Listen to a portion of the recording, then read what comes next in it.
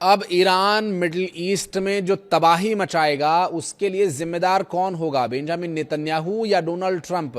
क्योंकि middle east जो पहले से ही ईरान के निशाने पर था, उसे जो अब तक होल्ड दिखाई दे रहा था आप लोगों को, वो होल्ड अब लगभग छूट चुका है। क्योंकि जो काम इजराइल ने किया उसके बाद ईरान तो भड़का हुआ था ही, लेकिन उस आग में घी का काम कर दिया अमेरिका ने। नमस्कार, मैं हूं आशीष त्रिपाठी आपके साथ। और अब ईरान की तरफ से ताबड़तोड़ हमले मिडिल ईस्ट में देखने को मिल सकते हैं। मिडिल ईस्ट की कई महत्वपूर्ण और सामरिक जगहों पर जो निशाना ईरान लगाकर बैठा था, संभव है कि वो निशाना अब बहुत बड़ी मुसीबत बन सकता है। साथ ही ऊर्जा का जो संकट अब तक छटता हटता मिटता नजर आ रहा था, वो एक बार फिर से गहरा सकता है।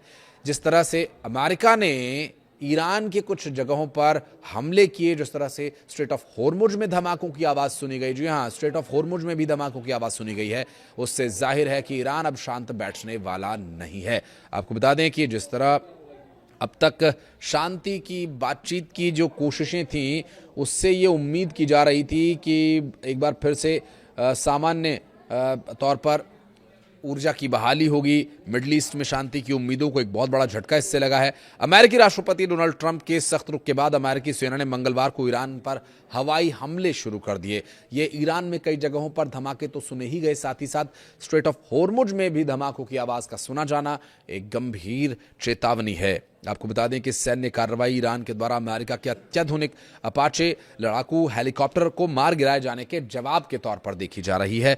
और दोनों देशों के बीच पिछले 2 महीनों से जारी बेहद नाजुक युद्ध विराम की जो स्थिति है, वो अब पूरी तरह से खत्म होने की कगार पर पहुंच गई है। हालांकि इसके संबंध में कोई आधिकारिक बयान ना तो अमेरिका ना ही ईरान की तरफ से जारी किया गया है कि युद्ध विराम जारी रहेगा या युद्ध विराम को रोका जाएगा। लेकिन अमेरिकी सेना ने सेंट्रल कमांड ने सैन्य कार्रवाई की पुष्टि करते हुए इस बारे में जानकारी दी है और आत्मरक्षा में इसे उठाया गया कदम बताते हुए ये जानकारी दी गई है। ये आधिकारिक बयान है। और आधिकारिक बयान की यदि बात करें तो कमांडर इन चीफ राष्ट्रपति ट्रंप के निर्देश पर अमेरिकी सेना ने शाम 5 बजे, बीते रोज शाम 5 बजे ईरान के खिलाफ आत्मरक्षा बता करके हमले शुरू कर दिए, क्योंकि अपाचे हेलीकॉप्टर मार गिराया गया था। ऐसे में ये कार्रवाई अमेरिका के अपाचे हेलीकॉप्टर गिराए जाने के विरोध में या उसके जवाब में की जा रही है, ऐसा दावा किया जा रहा है। अमेरिका का ये कहना है कि हमारा मिशन ईरान की अनुचित आक्रामकता का एक आनुपातिक जवाब है।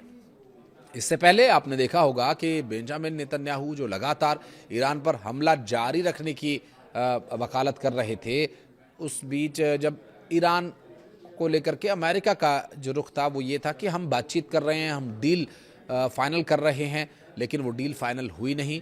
और इजराइल के द्वारा किए जा रहे हमलों को लेकर के ईरान ने बहुत स्पष्ट तरीके से इसके संबंध में जो जानकारी दी। दरअसल ईरान पर इजराइल के हमले क्या बिना अमेरिका की मंजूरी के हो सकते हैं?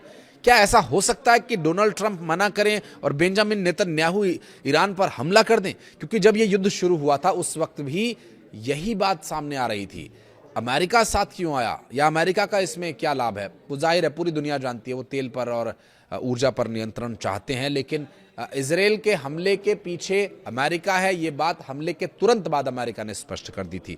तो एक बार फिर ये सवाल उठने लगा है कि एक तरफ तो अमेरिका शांति की बातें कर रहा है, डील फाइनल करने की बातें कर रहा है और अपाचे हेलीकॉप्टर गिराए जाने के बाद इसे आत्मरक्षा में उठाया गया कदम बता रहा है, लेकिन दूसरी ओर इजराइल की तरफ से लगातार जारी हमलों और ईरान की तरफ से किए जा रहे पलटवारों के बीच क्या शांति वाकई स्थापित हो पाती? हाँ, ये बात जरूर है कि अमेरिका के द्वारा इस तरह के इनैक्ट से ये एक संदेश देने का प्रयास जरूर किया जा रहा था कि हम तो जी शांति के पक्षधर हैं, हम तो जी युद्ध चाहते नहीं हैं, हम तो चाहते हैं कोई डील हो जाए। क्योंकि मिडिल ईस्ट जो अमेरिका के कई साथी देश हैं, उन्हें ये पता है कि उनका जो इंफ्रास्ट्रक्चर है, अगर उस पर हमले हुए तो एक बड़ा नुकसान उनके देश को होगा। हालांकि उनकी आर्मी भी सक्षम है जवाब देने के लिए, लेकिन जिस तरह से ईरान पिछले कई महीनों से युद्ध में है, उस तरह से मिडिल ईस्ट के देश अटैक करने या फिर जवाब देने की स्थिति में शायद नहीं है। और ये बात गल्फ कंट्रीज के कई देशों के प्रतिनिधियों ने डोनाल्ड ट्रंप तक पहुंचाई भी थी कि इस युद्ध को किसी तरह से रोका जाए, और कई ने खुल करके हाथ जोड़कर नमन करते हुए कहा था कि हम पर हमला न करें। तो यहाँ पर जो स्थिति अब फिलहाल अटकती हुई नजर आ रही है, उसके बारे में बात भी करेंगे, लेकिन ये भी समझ लेते हैं कि ये अपाचे हेलीकॉप्टर क्रैश कैसे हुआ। क्या ये ईरान का ही हमला था या कुछ और वजह थी जिसकी वजह से अमेरिका ने ईरान पर एक बार फिर से हमले शुरू कर दिए हैं। दरअसल मिल रही जानकारी के अनुसार समाचार एजेंसी रॉयटर्स ने बताया कि एक अमेरिकी अधिकारी ने इसमें खुलासा किया कि ईरान के एक आत्मघाती ड्रोन ने अमेरिकी अपाचे हेलीकॉप्टर को निशाना बनाया था, जिसके बाद वो दुर्घटना का शिकार हो गया। और ट्रंप ने यह कहा कि जब हमारा बेहद परिष्कृत और अत्याधुनिक Apache helicopter straight of Hormuz के ऊपर नियमित गश्त पर था, तभी ईरानियों ने उसे मार गिराया। अब इसके पीछे कई कारण हो सकते हैं।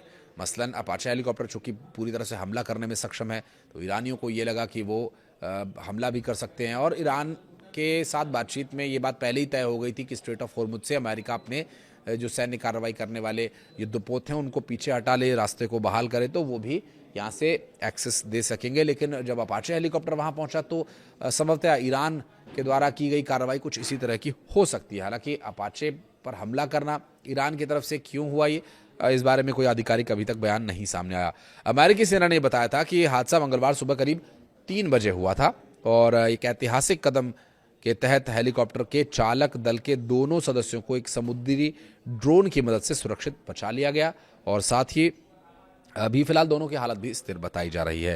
हालांकि ईरान ने इस पर जो बयान दिया है उस पर अगर गौर करें तो ये जाहिर है कि तनाव चरम पर है और ईरान के शीर्ष नेतृत्व की ओर से भी अब बयान सामने आ गए। अभी मिल रही जानकारी के अनुसार विदेश मंत्री अब्बास अराक्ची ने अमेरिकी मौजूदगी पर सवाल उठाते हुए सोशल मीडिया पर यह लिखा था कि जलडमरू मध्य अमेरिकी तटों से हजारों मील दूर है।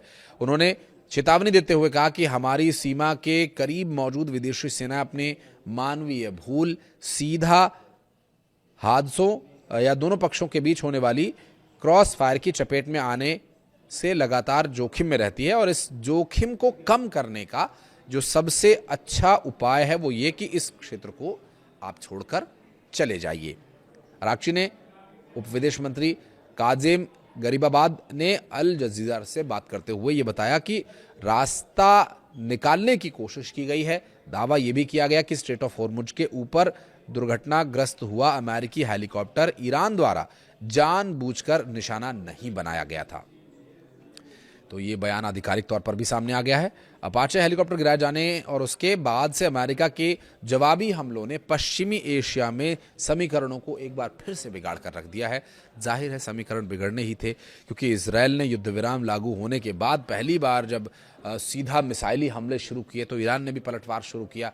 तो फिर ये किस बात का युद्ध विराम था, ये भी सवाल लगातार पूछा जा रहा है। फिर भीषण युद्ध मुहाने पर आ गया है और अब देखना ये होगा कि इस भीषण युद्ध में, जबकि इजरायल पहले से ही शांति वार्ता या बातचीत के विरोध में था, अमेरिका जो कहीं ना कहीं एक डील की उम्मीद में था। हालांकि डोनाल्ड ट्रंप के बयान, उनके एक्शंस कब बदल जाएं ये तो कहा नहीं जा सकता, ये तो पूरी दुनिया जानती ही है। लेकिन अपाचे हेलीकॉप्टर इसके पीछे कारण बन गया। क्या ये एक बहाना है अमेरिका का ईरान को एक बार फिर निशाने पर लेने के लिए और दुनिया को ये दिखाने के लिए कि देखिए जी हम तो बहुत सरल तरीके से बातचीत कर रहे थे, तो ईरान ने ही हमारा हेलीकॉप्टर मार गिराया। हेलीकॉप्टर किन परिस्थितियों में गिरा ईरान ने उस बारे में स्पष्ट कर भी दिया है। आधिकारिक बयान जिसका हम इंतजार कर रहे थे वो भी आ गया सोशल मीडिया के माध्यम से। जो उनके विदेश मंत्री हैं अब्बास अराक्ची और इसके अलावा कुछ अन्य अधिकारियों के द्वारा भी ये स्पष्ट किया गया कि ये सब कुछ जानबूझकर किया गया, कोई एक्शन नहीं था कि अमेरिका को भड़काने के इरादे से किया गया। हालांकि ईरान कोई झुकने वाला देश नहीं है, लेकिन जिस तरह से परिस्थितियां बन रही हैं जाहिर है ये युद्ध और आगे बढ़ सकता है और ऊर्जा की सप्लाई एक बार फिर से बाधित हो सकती है। स्ट्रेट ऑफ होर्मुज पर हो सकता है कि अमेरिका फिर से नाकेबंदी कर दे और उसी जगह से वो फिर अपना नियंत्रण और दबाव बढ़ाने की कोशिश करे। कुछ कहना चाहें तो कमेंट सेक्शन में जरूर बताइएगा। वीडियो को यहाँ तक देखने के लिए आपका बहुत बहुत धन्यवाद।